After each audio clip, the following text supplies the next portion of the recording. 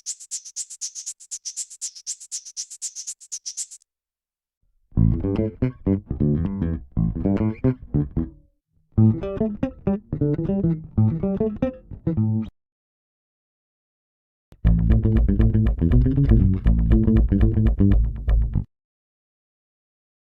gather that because it's such a small group, most of you are very familiar with the panelists, but I do want to introduce them in case you're not.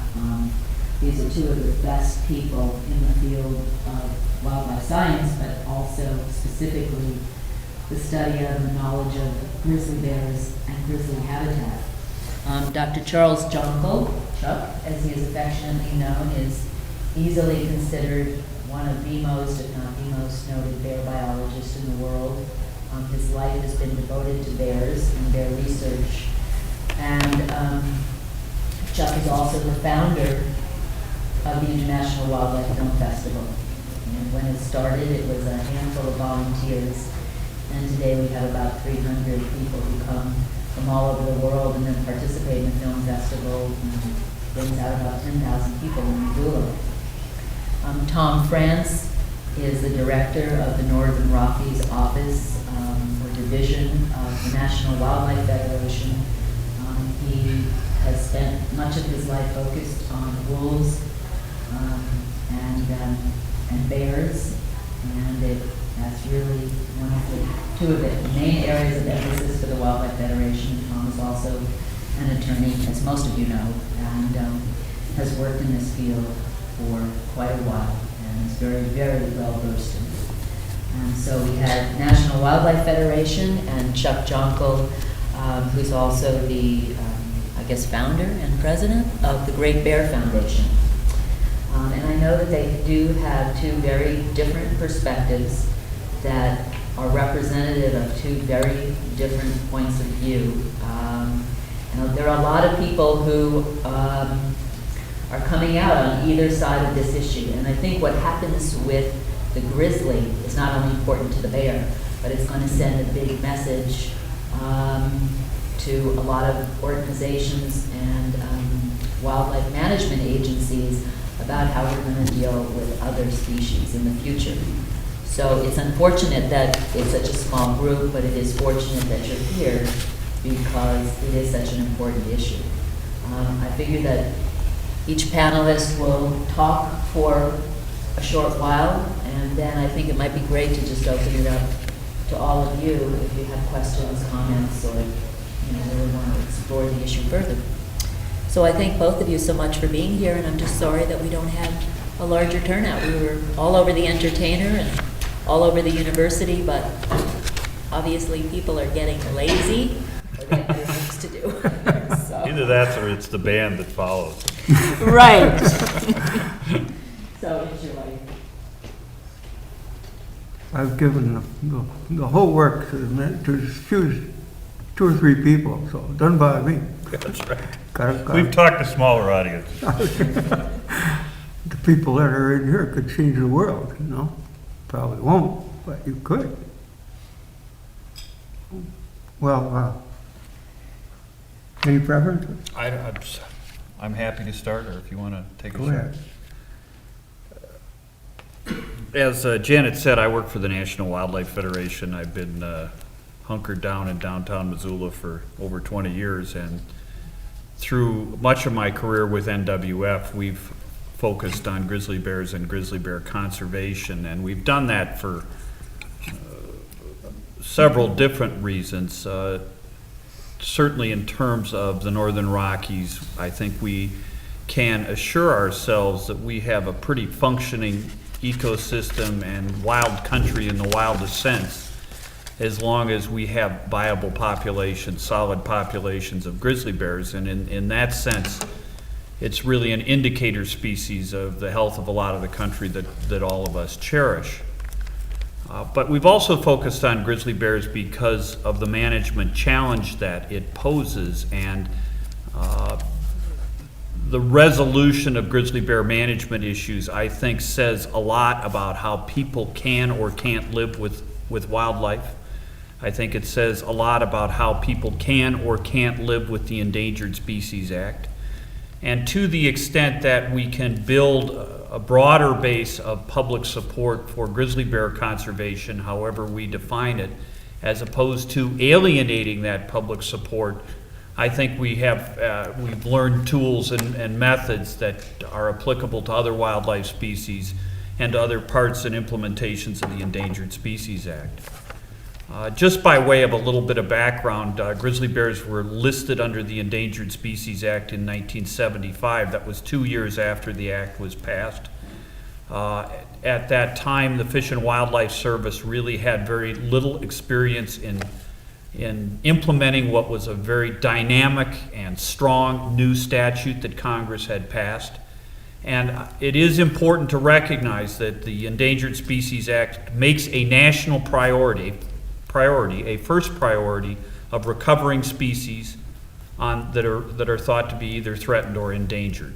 The Act sets up a fairly rigorous mechanism for listing species, but once species go onto the list, either as being in danger of extinction within the reasonably foreseeable future, or threatened with becoming endangered within the reasonably foreseeable future, the Act directs that all federal agencies will use all of their authorities to bring the species that is listed back. At the same time, it's important to understand that while the ESA is a driving act, it's not a procedural act like much of our federal environmental legislation. It does force action. It does command agencies to reorder and reorganize their priorities. At the same time, it's a very limited act in that it was passed within the context of what, for lack of a better term, is called the North American Model for Wildlife Conservation, which is fundamentally built on the notion that the states hold wildlife in trust for the public, that the vast majority of wildlife management will occur through the states, and that the state fish and wildlife agencies, with their trust responsibilities, are really to be the custodians for America's wildlife. The sole exception in terms of terrestrial wildlife is our migratory birds, where through the Migratory Bird Treaty Act, the federal government has said that's an international resource that has to be managed at an international level. But other than that, the ESA recognizes and indeed reinforces the notion that we want the states managing our resident wildlife. Where species become imperiled, the federal government will take over management, but only for a limited period of time, and that's the time it takes to recover the species. At the end of that period, the Act is very clear that the Endangered Species Act, its full implementation is to return management to the states through delisting. And I think that that's a really important driver. People argue whether it's worked well or not. But the fundamental philosophy for managers under the ESA is that we put them on the list not to preserve some status quo, but to actively move forward with management programs that are going to improve species to the point where federal protections aren't necessary. Against that backdrop, we have a grizzly bear population in the lower 48 that was listed in 75. The Fish and Wildlife Service adopted a recovery plan in 1983 that identified 6 distinct recovery areas. I think it is important to recognize that we might develop a different recovery strategy today than we did then. But the recovery plan was developed, it was adopted, and it was renewed in 1993 with this notion that we would separately try to recover 6 different grizzly bear populations in the lower 48 states. And it's a disjunctive strategy in the sense that with some endangered species recovery efforts, a recovery plan says that all of the disparate populations of a species must be recovered before delisting can occur.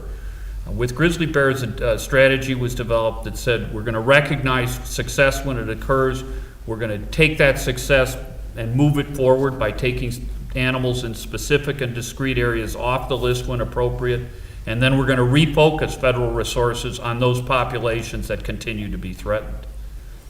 We have had, I think most biologists would agree, a pretty good record of success in the Yellowstone. The Yellowstone population was decimated in the late 60s and early 70s when the dumps were closed, and depending on your estimate, 150 to 250 bears were killed or removed from the population through management actions. There really was concern up until the mid-'80s that the population was teetering and that the loss of even a few more animals could cause the population to head into an extinction trajectory. But since that time, as managers and non-governmental organizations and state and local governments have begun moving aggressively forward, we've really gotten a handle on mortality in the Yellowstone. We've been able to either hold it steady at levels that are acceptable to the population, or in many years reduce it, in some years down to zero. We've instituted a series of habitat protections that have increased grizzly bear security in the greater Yellowstone. We've done an enormous amount of public outreach, and the net result of that is a population that since the early 1990s has been increasing at a rate of 4 to 7% a year. It has surpassed all of the indicators for recovery that were identified in the recovery plan. One of those indicators was sows with cubs, unduplicated sows with cubs that could be counted in any given year. And just as a measure of the success, the recovery plan says that we want a minimum of 15 sows and cubs being counted every year in the greater Yellowstone. I think the peak count 3 years ago was 53 unduplicated sows with cubs being counted in the Yellowstone, which just gives you an indication of how successful we've been in increasing that particular element of the grizzly bear population. By the estimates of both the state and federal agencies that are working on the Yellowstone population, we've gone from about 200 bears in the mid-1970s to a population of over 600 today. We are seeing that population to continue to grow and occupy grizzly bear habitats that have not been occupied literally in decades. And with that success, the Fish and Wildlife Service initiated a recovery planning effort in the late 1990s. It's built upon the biological successes that have occurred. It establishes a 9,200 square mile primary conservation area where development will be held at 1998 levels. That encompasses Yellowstone, Grand Teton parks, and parts of 6 national forests. Within the primary conservation area, 98% is federally owned. And through a series of efforts that took place after the initial federal planning effort, we've also seen the states come on board with their own state management plans and a recognition that grizzly bear populations should continue to grow and occupy socially and biologically acceptable habitats in all 3 states. And as the Forest Service, in cooperation with the state fish and wildlife agencies, has moved to give that notion life, we've essentially doubled the acreage that we can count on as grizzly bear habitat as we move forward. We now have the states engaged in grizzly bear conservation as really full partners, and I think that's a very unique development that has occurred. When I started out in this business, the states were hostile to the federal government, the takeover of a species like the grizzly bear. We've really seen cooperation develop at levels that I never anticipated 10 years ago over the last 10 years.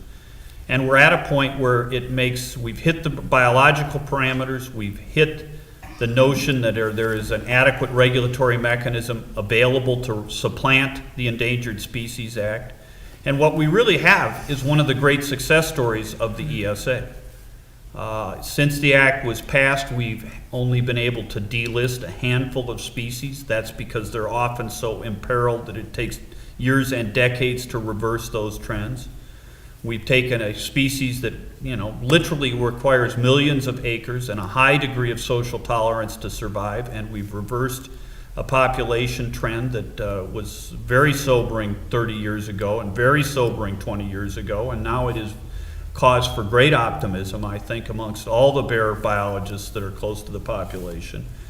And so to really give effect to the goals of the Endangered Species Act, it is time to take grizzly bears in the Yellowstone off the list, and only in the Yellowstone. The other populations aren't doing well, or as well, and they're sort of their own debate and story in and of themselves. But it's time to take the Yellowstone population off the list, declare success, because it is indeed a success, and refocus federal resources into the more endangered populations of grizzly bears that exist in the lower 48, and hand off responsibility, as the Endangered Species Act envisions, to the state fish and wildlife agencies in Montana, with a heavy emphasis on Forest Service management in the public lands that surround the greater Yellowstone.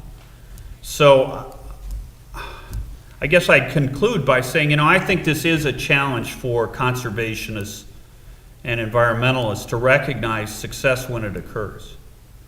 To the extent that opponents say, it's premature to delist, that we can't be certain that the states are going to live up to their part of the bargain, or we can't be certain about all the things that are out there that might cause change, from the eruption of the Yellowstone volcano to various environmental factors that are out there. The Endangered Species Act solution is not perpetual listing because of the unknowns of the future. The Endangered Species Act solution is to delist where appropriate, and if necessary, relist. And in the meantime, bring forward the states as full partners, and that's exactly what's occurring and is evolved in the greater Yellowstone. And I think that we have not only the opportunity to recognize an ESA success story, but to really build a much more diverse and broader partnership around grizzly bear conservation. The ESA has been an alienating act because there's a lot of litigation associated with it. It has been an alienating act because for much of its tenure in the Northern Rockies, it's been essentially administered by the Fish and Wildlife Service, and partnerships have been limited. And we have a chance to declare success in and around the Yellowstone, and not only build partnerships with the states, but with local governments and with NGOs that are going to continue to invest in the Yellowstone population, even as we look to the Great Northern Continental Divide, the Cabinet Yaak, the salmon sellway, and the other populations where additional measures are required under the ESA to lead us to the same success story we've enjoyed and seen in the Yellowstone.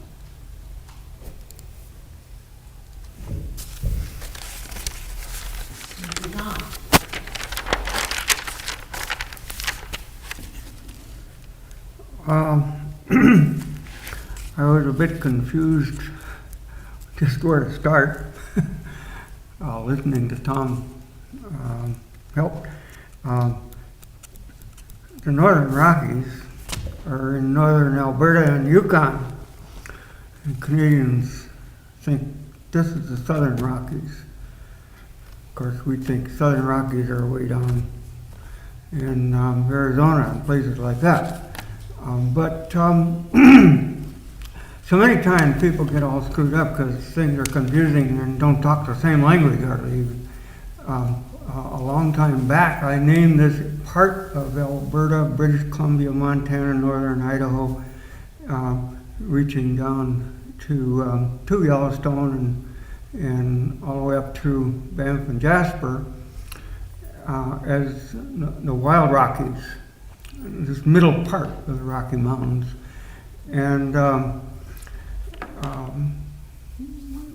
I usually try to think of those things in that sense. To me, that includes Yellowstone, but the bulk of this middle area is basically Montana, Alberta, BC, Idaho, and part of Wyoming. From there on south, it's a different situation, and people worldwide think of it differently. In fact, they think that's where the Rockies are, and don't think of the Rockies up here, because of the influence primarily of Colorado. Anyhow, we're going to be talking about the Wild Rockies, our place, where we live, and include Yellowstone in that effort. Um,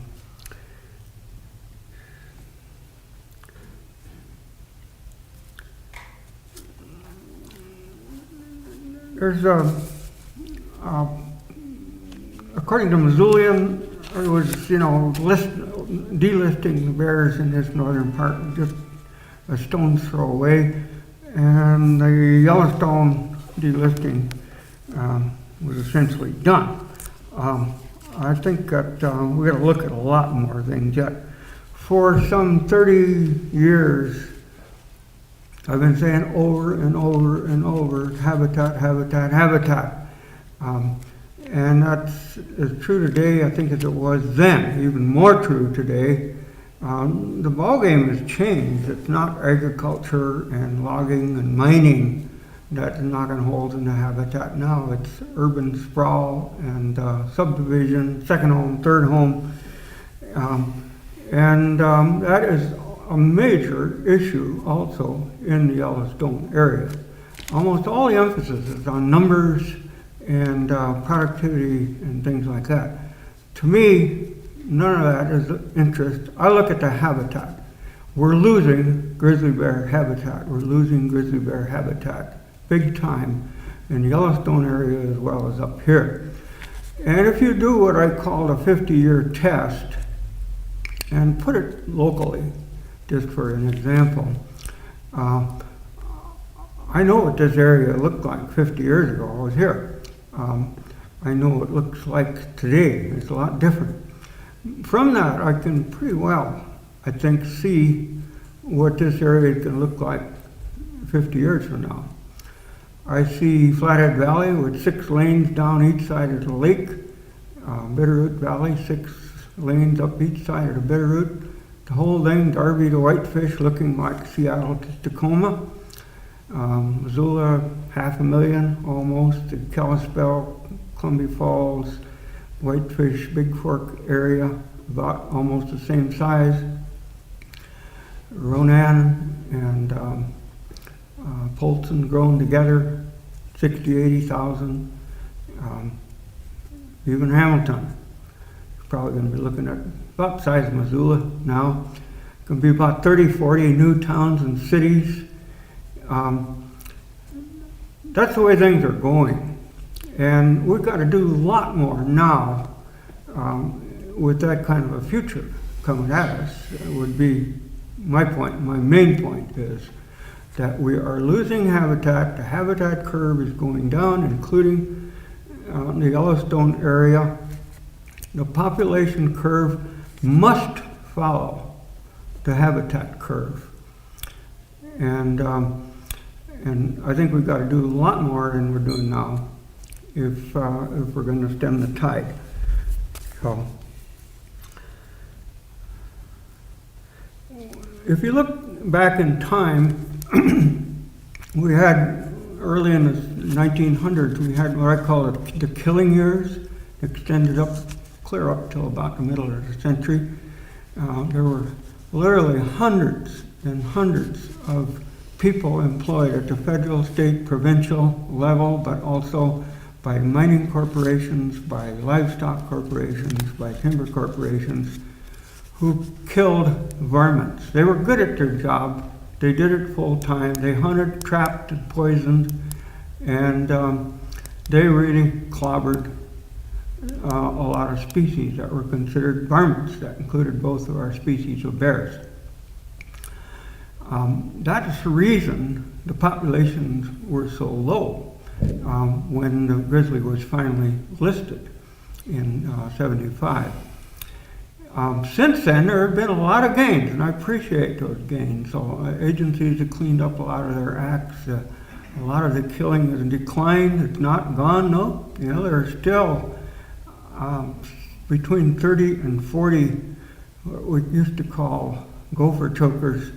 They're federal people getting really nice federal wages to kill varmints just in Montana. And they're in a lot of other states too. A few years back, a biologist friend of mine was griping about this agent who lived in Valier, who had walked in and told him, "Hey, I broke my record today. 40 coyotes that he had killed. Well, he's blasting them with shotgun from helicopters, you know, pretty efficient. But that's still going on, and those guys are still drawing their big federal salaries. In fact, we've added a few in recent years, much less declined what's going on. In terms of the delisting in Yellowstone, my biggest worry is that the habitat is going down in the population. If it's not following it now, it soon will.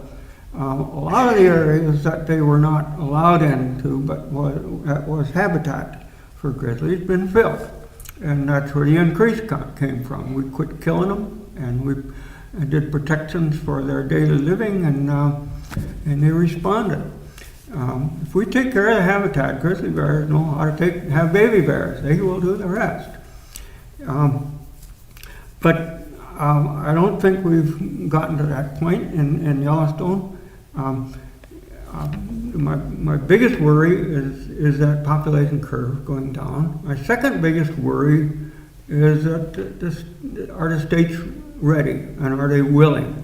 They're making a lot of good noises. They have signed agreements and such to work with the federal government. But in the meantime, Wyoming especially is going pretty much the other way.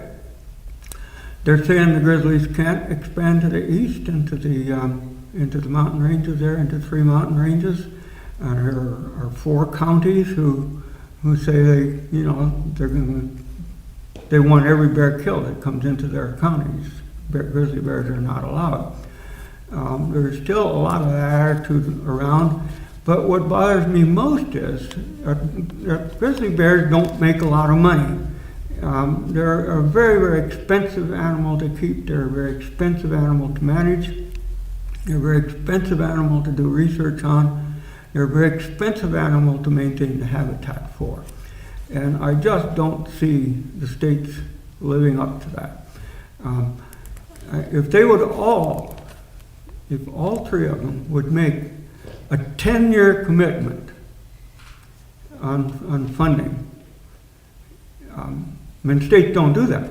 But if they would do a 10-year commitment on funding, I'd agree to it. But I just know what's going to happen. There's going to be a whole bunch of federal money. There are going to be all sorts of politicians stomping around and sticking out their chests and such. There's going to be a bunch of fanfare, and then the money will be gone, and things will go down, down, down. By about year 10, we'll be right back to relisting the grizzly bear. I just know that's going to happen without that 10-year commitment from the states, and that's not going to come. The 3 states that are concerned here mostly have, I think, less than 2 million people. The United States has pushing 300 million people. The U.S. can afford grizzly bears. Montana can't afford grizzly bears. And just try to imagine for a bit the agony that would be going on in Helena if the state had to take general fund money, the amount that's going to be necessary to manage and do research and monitor and protect the grizzly bear. The money isn't going to be there. It's the whole principle of wildlife management in North America was based on earmarked money through the Pittman-Robertson and the Dingell-Johnson Acts back in the 30s. And that was money that collected primarily from hunters. That was the main client for wildlife. And they said, hey, that was a depression. And they said, we're poor, taxes are high, but tax us more for wildlife, which was a pretty brave thing to do. And there's that huge pile of federal money comes in as a result of that. And the federal government, despite all the baggage that they bring with it and the undesirable things they bring with it, they've got the money, and the states don't have the money. I just can't see it happening, so I think it will collapse because of that. It'll also, the whole progress that we've made will collapse I think with the wearing away of the habitat. Take this northern part of this area, the area we live here in northwestern Montana. Bears could move east. There used to be grizzly bears way out on the plain. There could be quite a few grizzly bears in the CMR. There are not going to be grizzly bears in the CMR. There can be some down in the Missouri Breaks one of these years, and you'll find out how Montana looks at grizzly bears in the CMR. It's not going to happen. So they can't go east. If they go north, they're Canadian bears. It's very precarious for them to go south. A few do, down to the sapphires and come across Nevada Lake Country and the eastern tip of the Garnet Range. The only place they can go really is southwest and west. Some are going west and have helped repopulate the Cabinet Yaak area and even northern Idaho. Southwest is the one place where we could gain habitat. This enormous Selway Bitterroot area could turn that habitat curve up. Right now, the habitat curve is down, down, down. And so I say if somebody wants to do something, help pass NARIPA, help protect the corridors that connect with the Selway Bitterroot, and help augment the population of grizzlies in the Selway Bitterroot. That's what we really need. That requires a lot of money, it requires a lot of effort, it requires an enormous educational effort, especially on the Idaho side, but also in some parts of the Bitterroot. That's where I think people should be spending their money, both in the Yellowstone area and this area up here. They should be spending it on taking better care of the habitat. It's good for us anyhow. Glacier National Park is considered the crown of the continent. It means it's the best bit of park anywhere in North America. North America has the finest parks in the world. Here in Montana, we have the finest habitat in the world, a great big chunk of it, and we should appreciate it and do more in taking care of it. And we should be working for this to strengthen the Selway Bitterroot Wilderness and expand the Selway Bitterroot Wilderness.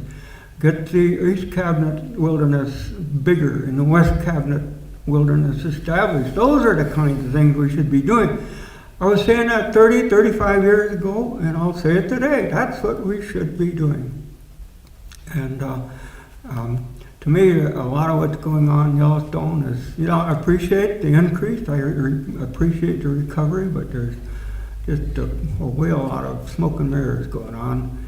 And it's politically motivated. It would, the Forest Service has already been terribly weakened, that the rules that they're supposed to follow are now voluntary rules, they're not required rules in terms of taking care of the habitat. So there's a lot that needs to be done on the habitat, and somehow we've got to get the guts to go after this urban sprawl and subdivision and such. It's killing Yellowstone, it's going to kill Yellowstone, it's killing the area up here, and it's going to kill grizzly bears if we don't do something now. Think about the 50-year test, what western Montana is going to look like. We better do something now. It's going to be way too damn late when there's 1.5 million people in western Montana. I'll shut up. Any questions? First of all, thank you both for coming and sharing with us. This is great to hear two sides of the issue, but also just all the experience you bring to it. Having read personally the 93 document from Fish and Wildlife and also a bunch of stuff from FWP as this sort of movement to go to delisting has come about, I'm curious, maybe Tom, if you'd start, what you see as far as what Chuck brings up about habitat. That FWP, from what I remember reading the document, is a lot about the numbers and a lot about population, genetics, things like that behind getting the population to expand. But I'm struck by what Chuck has to say about it's about habitat, it's about open space, and how we've done so well in one area, and then, you know, like you both noted, in Cabinet, in the North Cascades, there's just areas where relatively the same plan was put in place in 93, or the same idea was put forward, and we just haven't had that success. So maybe it's a two-part question. It is maybe more than two. Maybe but- more than two parts. So then let me bring it down to just two parts. What do you see as the habitat needs being addressed by FWP's sort of plan for the future? And what do you see as things that we can learn from Yellowstone to apply in the other 5 areas that either haven't happened so far or needs to be changed in order for us to have success in those areas? Well, you know, I mean, I think if there's one thing that wolves and bears have taught us over the last 25 years, it's having a great piece of relatively secure habitat in the middle of their range is a pretty good prescription for recovery. And, you know, we have that in Yellowstone, and we have that in the Crown of the Continent, and whatever the merits or demerits of listing or delisting, bear populations are doing most well there. In central Idaho, where we have a tremendous wilderness resource and where we, in a narrow window of time, the gods aligned and we were able to successfully reintroduce wolves, we have a tremendous wolf population able to sustain itself because of the wilderness space there. So, you know, I think that lesson tells us that it's going to be tough in places like northwest Montana and the Selkirks and the North Cascades, because we just don't have that refugia. And I mean, I think there are some ways we can think about creating some refugia, but that to me is the principal challenge for those recovery efforts. In the Yellowstone, we do have the central refugia, and through the recovery strategy, which is a joint federal-state recovery strategy, the first block was built by the Fish and Wildlife Service and the Forest Service. And they put together a conservation plan that takes 9,200 square miles and locks in the habitat there at 1998 levels. And the working assumption, and I find it pretty persuasive, is that the habitat base at that point was sustaining a growing bear population and a recovered bear population. And the viability analysis that was done by Boyce and others said, if we take that habitat base and we take the population in 1998 was somewhere, which at that point was somewhere between 400 and 500 or 400 and 600 bears, we've got about a 99% chance of sustaining the population at a viable level for 100 years. So we kind of have that building block there.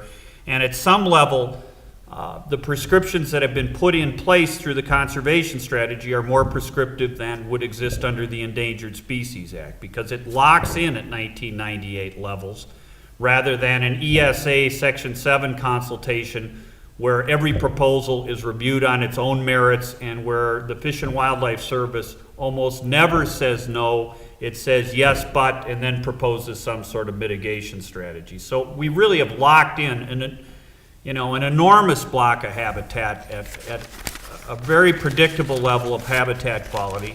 And then because of the state supplement to the federal conservation effort, we've added another circle around that 9,200 square miles, essentially another 6 million acres of habitat, where the restrictions and guidance is not as prescriptive as it is within the PCA, but there are enormous opportunities to enhance grizzly bear habitat. Chuck mentions the state of Wyoming and the push and pull that goes on there over predator management, and it's intense, and it's going to have to be something that conservationists deal with. But Wyoming has said they don't really think it's appropriate to see bears in the south winds, and in fact that's true right now. It's heavily populated with sheep, it's heavy sheep range, and it would be a place that bears would go to die. We do know from our efforts that the sheep industry is changing, and I suspect in 10 or 15 years we're going to have more opportunities for grizzly bear occupancy in the winds and in the Wyoming range south of Jackson than we do now. We have seen throughout the greater Yellowstone, I think, on public lands, a fairly significant improvement in habitat security and in habitat availability. In the last 8 to 10 years, we've closed about 500,000 acres of grazing allotments in the greater Yellowstone. The National Wildlife Federation alone has closed 300,000. The Foundation for North American Wild Sheep has closed another couple of 100,000. Last summer, 2005, for the first time since the late 1880s, there was not one sheep grazing on the west side of the Tetons. And so we have secured a 40-mile stretch of habitat that didn't exist for grizzly bears for 100 years. Over the last 12 years, there have been about 400 miles of roads built in the greater Yellowstone on National Forest Service and BLM lands. We've closed and decommissioned, taken out 1,400 square miles or 1,400 miles of roads. So there's been a 1,000-mile gain in security. And I think the opportunities to continue that are really quite substantial.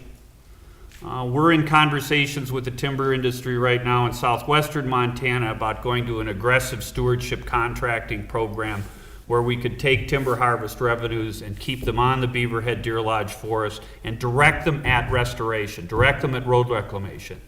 And, we're still in the tentative stages of that conversation, but it's clear to me that we can make the Beaverhead more secure for predators through an aggressive road reclamation program. And those opportunities exist throughout the ecosystem. There's no question to me we're going to see more allotments closed. So I think on public lands, the trends are pretty positive. Now, there's some climatic and issues in there like white bark pine, and we can debate those things. There's a lot of uncertainty associated with that. But the human caused things that we can control, the trends in the greater Yellowstone for bears are pretty positive, and I think will continue to be positive. I think we can take those lessons and apply them in places like the Cabinet Yaks and the salmon, the crown of the continent. For bears, the salmon sellway, as Chuck says, is the big prize. I spent the better part of a decade trying to get bears in there in a very focused way. The National Wildlife Federation did. If we had a window in time where we got wolves into central Idaho and the Yellowstone and then it slammed shut, that window was briefly open for bears, and before we could get the job done, it closed, and I'm not quite sure when it's going to reopen. The lessons to me on both wolves and bears in those situations is that when opportunity arises, you better be ready to seize it. And if you wait for the perfect plan, you're likely to lose the opportunity. We didn't have the perfect plan for wolves. National Wildlife and Defenders said, wolves will make it if we just get them on the ground, and that's proven to be the case. So at any event, I think, give me large refugia, and I think we can have bears almost anywhere. That's a tough sell. But I think we really are, over the last 20 years, we've beaten down and changed the timber industry in Montana and the Northern Rockies, or the Wild Rockies, or however we want to define it. The livestock industry is changing quite a bit. We really have opportunities to restore national forest lands that didn't exist 25 years ago or even 15 years ago. And we're starting to develop the tools to actually accomplish that. And I personally believe, and I think my organization believes, that delisting will help us better use those tools because they'll build local partnerships rather than alienate them. Yeah. Well, why not wait for delisting until we have these protections in place? You talk about working with the logging companies, retiring grazing allotments, et cetera, around the Yellowstone area. What's the hurry? Why not wait until they're firmly in place, signed, sealed, and delivered? Well, that's sort of a perspective. I think the law says when you hit recovery targets, you delist. And we've hit recovery targets and exceeded them for, depending on how you want to debate it, for the last decade, last 5 years certainly. So, we're at a point where the law says it's time to delist. We have, in developing a recovery strategy, and we've worked a lot on that, but it would have gone on regardless because the law says you need to start doing it. There have been a whole set of expectations developed with the Forest Service, with the state agencies, there would be a real downside to not moving forward. I can't say all the places that there would be a downside, but if the federal government were to renege on promises that the states and local governments think have been made, if the courts were to reject a conservation strategy that has been a decade in the making, there would be adverse consequences.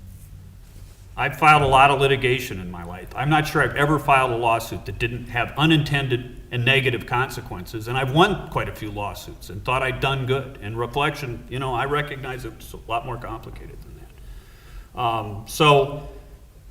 I don't think the law sanctions a wait strategy. I think the law says you hit recovery targets and you've got a lawfully adopted recovery plan. And in the case of grizzly bears, it was challenged in court and largely sustained by the courts.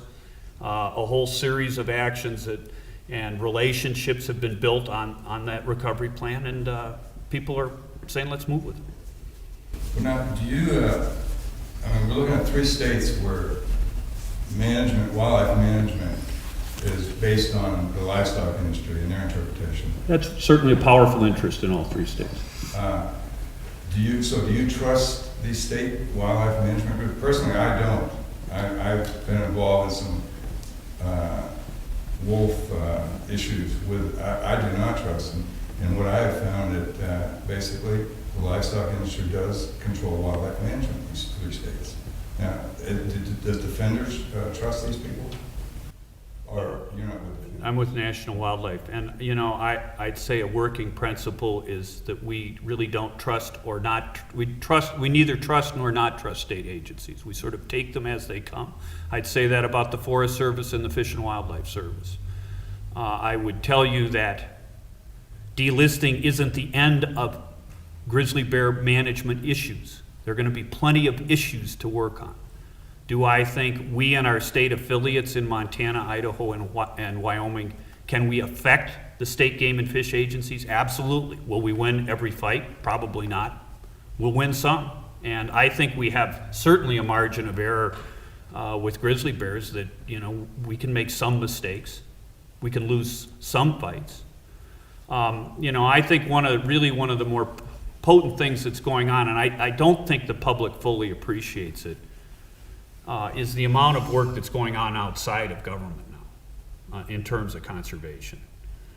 As I say, NWF has brokered 300,000 acres of allotment closures in the greater Yellowstone.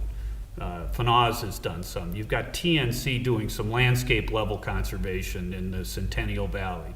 You've got the Natural Resource Conservation Service, of all people, that's a government, but they're underwriting the cost of range riders in the greater Yellowstone through Farm Bill programs. You've got the state fish and wildlife agencies right now with funding streams that didn't exist 5 years ago. They're not sufficient to meet the challenges of the 21st century, but we didn't have landowner incentive programs. We didn't have state wildlife grants. The legislation hadn't even been passed, so there's a lot of change going on right now. The Fish and Wildlife Service didn't have a Partners in Fish and Wildlife program that does landowner incentive work.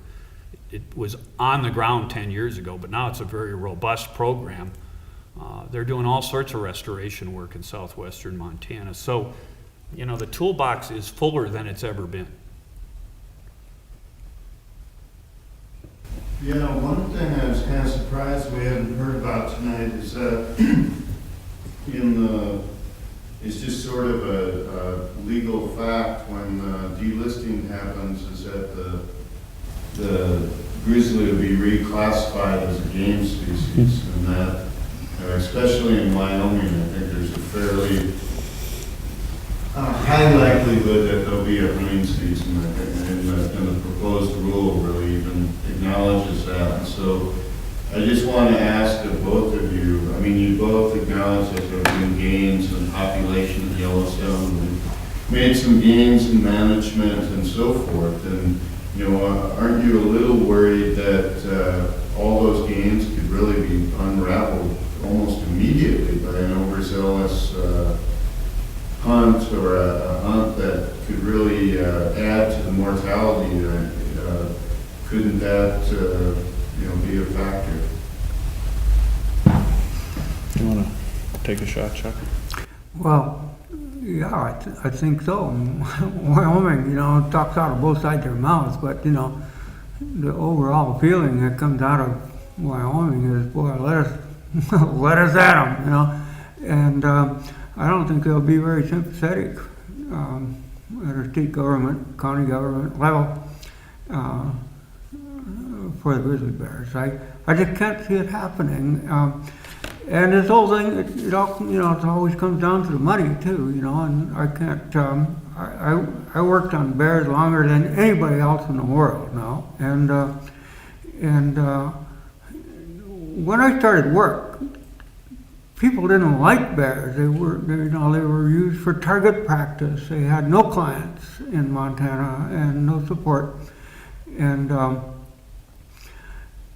it's always going to, if we could promote them, and maybe in the sense of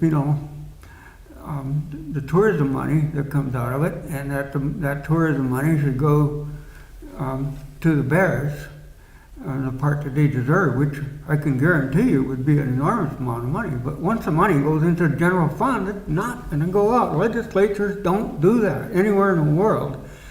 They provide money to people, and the reason our federal government can dump a lot of money on it is because they got such an incredible amount of money because there's 300 million people. That's just not going to happen in Wyoming and Montana and Idaho. It just is not going to happen. So, in the meantime, I see this Seattle-Tacoma thing. It's going to be the Gallatin Valley. It's going to be the Yellowstone Valley from Gardner down to Livingston. Those people all then become local people, and they all have a much stronger voice once they're local people. And I just see habitat going, and unless we make much more aggressive. And I appreciate what's been done, all the things that Tom was listing, and I did the original work on the grizzly bears for the Fish and Wildlife Service, and for this whole area. And I worked a lot to get the garbage out and get the roads closed and such. And a lot of other people have, and I appreciate that, and I'm glad that has happened. And even the attitude that people have towards bears has changed tremendously. The first 2 years that I was studying bears, that was a primary thing that I did, was try to create clients for the bears. And now bears have a lot of clients, but still at the state level, the mechanism just is not there to get money out of the general fund to put it in the critter like bears. Elk, no problem. Elk pay their way, and the deer and such too, but they're just not going to be money generated in the hunting context for grizzlies. If we could get at the tourism money, that'd be something else, but I don't see that happening either. Just in terms of the conservation strategy that's been developed, one of the key coefficients in this strategy is a mortality. I never know what word to use it. I'm not sure if it's a target or a threshold or just a number. But the management objective for the Yellowstone after delisting is to limit female mortality from all sources, known, unknown, unreported, and there are models that have been developed to estimate all of that at 9%. And the interagency grizzly bear study team estimates that at that level, the probability is 95% that the population will continue to increase. Obviously, those predictive models will be adjusted as data comes in. The states have all signed on to that mortality goal. Any hunting season that is proposed and implemented has to be conducted within that threshold. And at least to that sense, I guess I don't see hunting mortality as being anything other than another source of mortality in the Yellowstone, and one that's probably more controllable than some of the other things that are out there.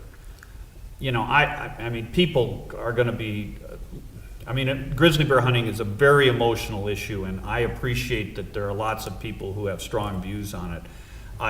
I do think as long as we're managing the Yellowstone population, and indeed any population, within the context of a reasonably solid understanding of the population and an appreciation that mortality has to be built to sustain the population, we have a fair degree of success in North America at doing that. Grizzlies were listed because mortality outran reproduction, and I think that's a sobering fact. I mean, mortality is certainly out in there, and the agencies weren't paying close enough attention in the late 60s and 70s. But I think the agencies, the data is better, the management plans are clearer, and in my view, all the sort of psychological drivers that you go to work with every day.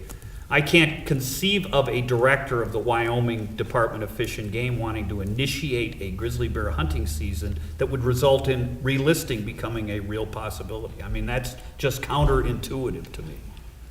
To the extent that any of the agencies, they're taking over grizzly bear management with the sense that they can succeed. They're not taking it over with an ulterior motive to fail or with a conspiracy to fail. They want to succeed. So, I mean, that driver is very clear to me. Chuck makes points about the money, and, we're never going to have enough. A lot of the grizzly bear funding will come on the federal side through the Interagency Grizzly Bear Study Team and the USGS, which has the research responsibility in the Yellowstone. That funding has been fairly consistent over 30 years, and it's given us, the best studied grizzly bear population in the world. It's not entirely true that the states have stepped up quite a bit in terms of grizzly bear management. Montana has been reticent to get involved in the Yellowstone because there is so much federal engagement there, but out of license revenues and Pittman-Robertson funds, Montana has funded bear specialists on the Rocky Mountain front and out of Kalispell and out of Missoula that have done a tremendous job in reducing human-bear conflicts in the Northern Continental Divide. It's the state's intent to replicate that now when they take over management responsibility in the Yellowstone. State of Wyoming has bear specialists in Cody and Jackson, whose responsibility is to ameliorate, manage, otherwise deal with conflicts in the backcountry between elk hunters and bears, between backcountry campers and bears. The states are not going to just step into this thing and deliberately fail. Their intent is otherwise, and they've been developing and implementing successful grizzly bear programs for a couple of decades now. I'm glad Mike brought that up, because Tom, I think it talks to something you spoke about earlier about, for this to succeed, there needs to be building of coalitions on a lot of different levels. And for me, that is what is scary about the prospect of the hunt in the near future. Not because, as you've listed, rightfully so, there's a lot of hard and fast biological data about mortality numbers and everything that would contain that or control that. My worry is that, right now with the bison hunt, if we think the bison hunt is, an emotionally charged issue, then as you pointed out, the grizzly bear hunt, be it Wyoming, be it Montana, is something that's going to really continue to polarize and push people apart. And I'm curious if you think that that would have an effect on the ability to really promote and coordinate local or state level communication between groups that's going to be necessary in order to do everything from save the habitat, find funding, keep track of bears from a scientific point of view.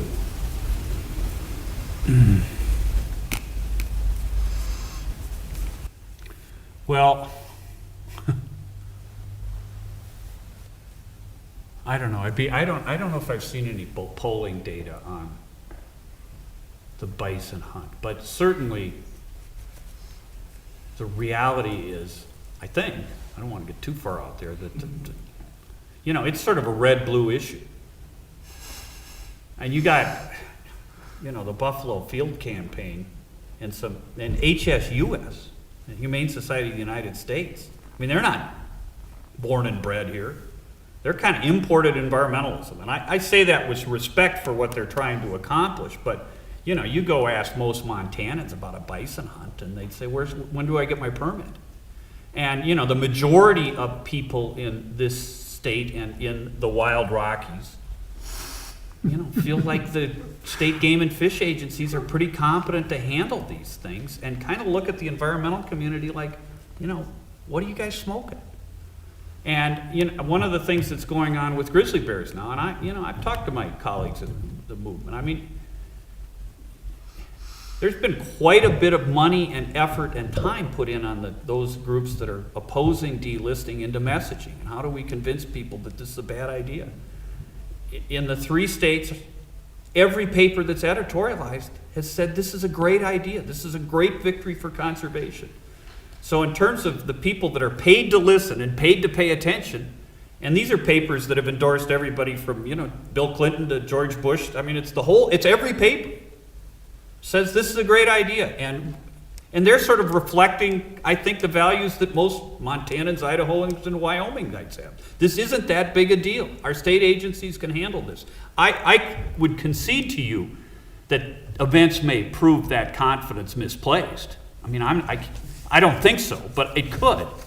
But, you know, opposing delisting is, again, it's not a zero-cost game. You got most of the people in these states going, who are you guys? You know, we've had a tremendous success. We've got state agencies that are ready to step up. If we, you know, have a grizzly bear hunt, it's going to be like the bighorn sheep in the Absarokas, where 2 permits are issued and it's a once-in-a-lifetime deal. You know, go find something better to do with your time. The only paper that I know of that's editorialized against delisting is the New York Times. I think that makes a very big point in itself, because the bison is very much a Montana issue, but I get the feeling, and your experience, mine pales in comparison to yours here, but the grizzly bear situation, or the grizzly bear conflict, controversy, discussion is much more national in scope. And so perhaps, and you're probably right, that in Montana that wouldn't be, that's not causing as big of an issue, but from the national point of view. And so I can see that the Times being the paper that comes up with that. Won't that play in it? I think it will, and I think it'll be a messy debate, and you know, it's just something we're probably going to go through, and it'll probably end up reflecting poorly on everybody. You know, I go to work every day hoping something bad to wolves isn't going to happen in Idaho. You know, it's a tough state over there, and they are proposing to do some things that are stupid and not in solid science, and, you know, the state game and fish they're trying to do the professionals there want to do the least bad they can, but they know they're going to have to do some bad to appease a very tough political situation. All that's true. That being true, you know, the wolf population in Idaho is 700 now. It is triple what the recovery target was. And at some point, the state gets to decide. You know, and if I want to do it, if I want a different decision, then I have to go to Idaho and participate in that state's political process and try and get to a different political decision. But anyway, so, I mean, I'm not worried about wolves in Idaho. They're proposing some control action to kill 51 wolves. I don't think it's smart. I think it's really a bad proposal. Will it threaten the wolf population in Idaho? I don't think so. I think I don't think they'll get 51 in the backcountry of the Frank. I could be wrong. I think there's likely they'll kill somebody in a helicopter trying to kill wolves back there. I think the whole thing it's just a pain. And some of these wildlife issues that we have in the Northern Rockies, like bison, like the potential around a grizzly bear hunt, like the control action that is going to happen with wolves in Idaho. Well, I'm not sure. I think we may prevail in that. But, you know, they're just messy issues because people feel strongly. And within the councils of NWF, we try to pay attention. Now, where's this fit within the population objectives that we have for this? And are we proposing something that is unsustainable, in which case we will really fight hard? Or are we proposing something that's just stupid and, you know, we kind of roll with some punches and come back to fight another day? And, you know, I guess the I art of think this is you're- knowing the difference. I think you're right in the red-blue, but the blue is where the money comes from.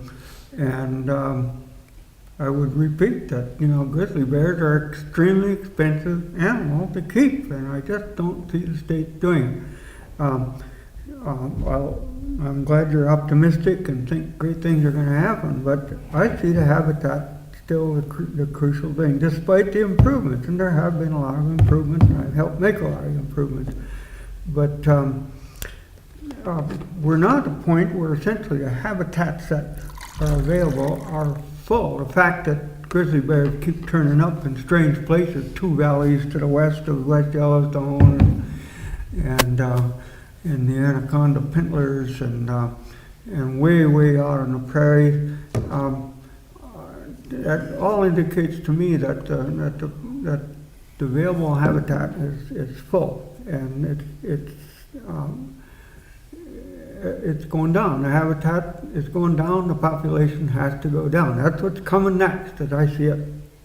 And it's also the quality, you know. And this too is not really built into the delisting proposal for Yellowstone adequately, you know. White bark pine, I watched it in the Whitefish Range in Glacier Park. There was a lot of white bark pine. Grizzly bears and black bears ate a lot of the cones.